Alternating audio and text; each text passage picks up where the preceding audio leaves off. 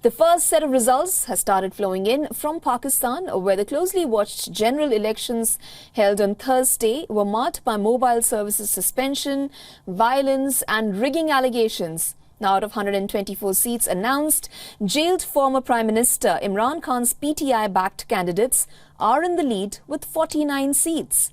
Nawaz Sharif-led PMLN has won 39 seats. The latest numbers are being reflected on your screens at the moment. You can take a look at them. While former Foreign Minister Bilawal Bhutto's PPP is trailing behind with 30 seats. PPP leader Bilawal Bhutto Zardari has won the NA 196 seat in Kambar Shadat Kot with 85,370 votes.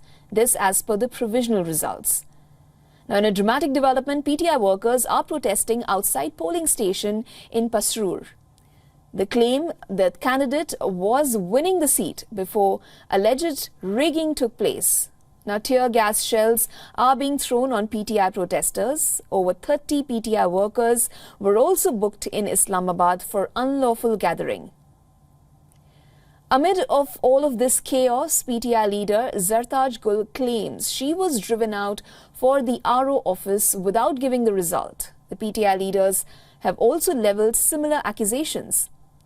All major political parties except the PMLN have claimed that the delay in the results will lead to rigging and tampering with the mandate.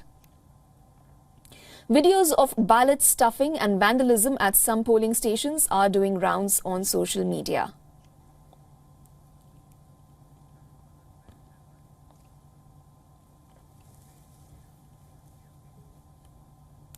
For more on this, we have our Pakistan Bureau Chief Anas Malik, who is joining us live right now from Islamabad. Anas, as we've seen in the latest results so far, the independents as a bloc have secured the most number of seats so far. Should they win, how do you see the future government of Pakistan getting formed? What do you think the outlook is going to be like?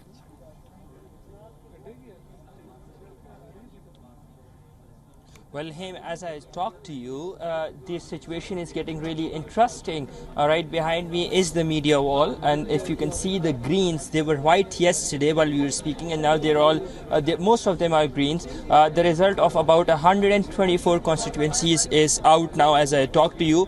49 independents are in the lead, which is followed by 39 seats of the Pakistan Muslim League Nawaz and 30 seats for the Pakistan People's Party, with 3 seats for the MQM, 1 each for the JUI, the Balochistan National Party, the Awami Group and the PMLQ. Now, it's going to be really interesting that way, because in case if the independents attain majority, they have 3 options. First is they maintain their independent identity. Second is that they form a new party. Or third is that they get to join a new party. All this is something that they have to decide in a span of 72 hours from the result being declared. So essentially, for these 49 independents who've been declared as winners, the clock is ticking for them to take a decision on what their future course of action would be in the new assembly, in the new parliament, as in when it gets into action. So that being said, the alignment, all of these parties, because the PMLN and the People's Party are trailing behind the independents. They would try to woo in the independents, lure them in through some incentives. It would be really interesting going forward that by the end of the day today or in the next 2 to 3 days, who these independent candidates who are currently in majority opt to join for. Okay.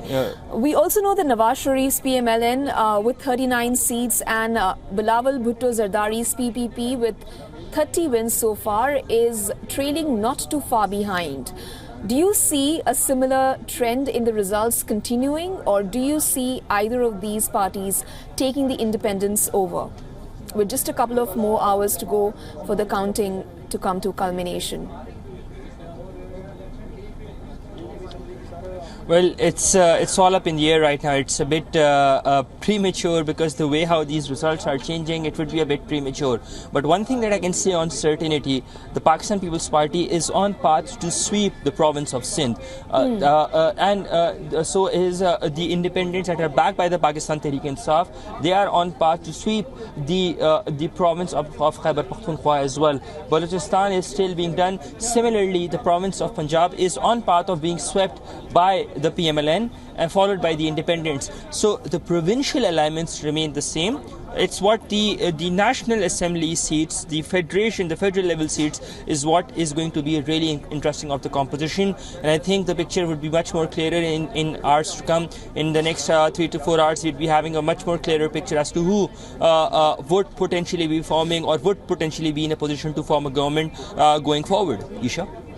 Anas, also all of this comes in the backdrop of rigging allegations. Do you think there is some veracity to the results actually getting altered because of that?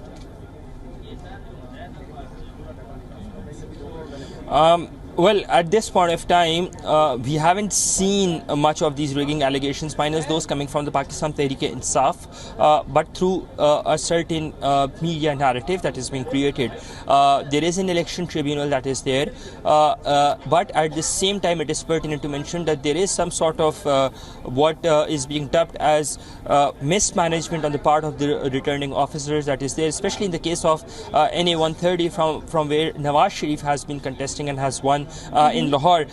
The total number of core votes counted is actually more than the total number of votes that have been polled. I mean, that's quite laughable. The election commission officials say that it is a clerical error. That's what they claim. But it remains to be seen that how swiftly will this clerical error be corrected. So at this point of time, at least until when I'm talking to you, we haven't heard or seen any tangible action being taken by either of the parties, those who have been alleging rigging, by going into the relevant forums and asking for an appropriate reprieve and an appropriate remedy. Isha? Okay. Should the independents come out as winning these elections, what does it mean for Imran Khan?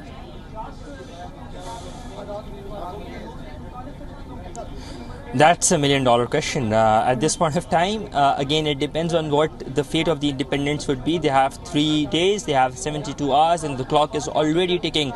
In case if they manage to form an absolute government, then going forward, there might just be some relief for Imran Khan, but that doesn't seem to be on the card, at least not for now.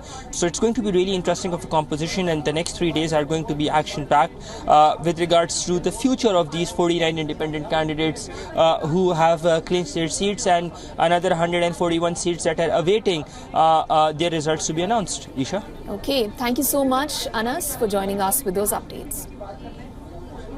For all the latest news, download the WION app and subscribe to our YouTube channel.